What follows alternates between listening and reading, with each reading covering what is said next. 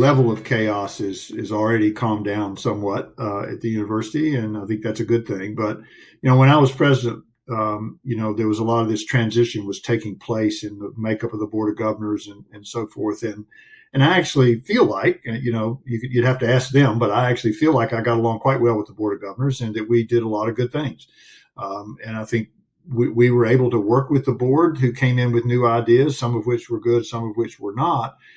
And on those that weren't so good, I think we were able to convince them oftentimes that it's not a good idea. Let's not do it that way. Maybe we can do it a different way. And I think that's what you have to do in that role. You have to work with your board. You have to help them understand better, perhaps, what's good about an idea and what's not so good about an idea.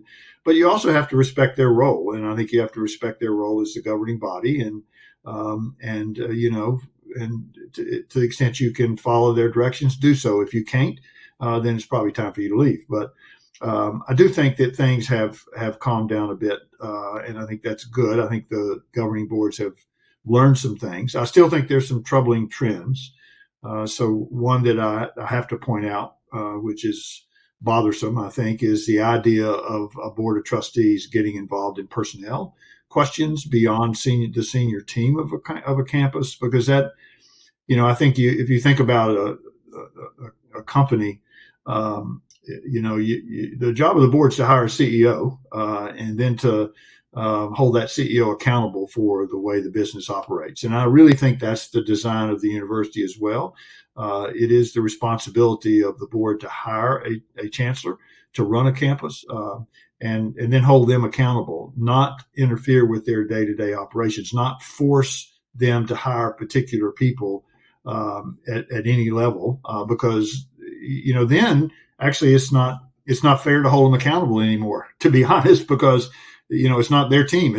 They're not doing things the way they might want to do them. And so I think it's actually not only a bad idea to be working in a way that allows boards to interfere in hiring, but I think it's actually counter to what the boards are trying to accomplish.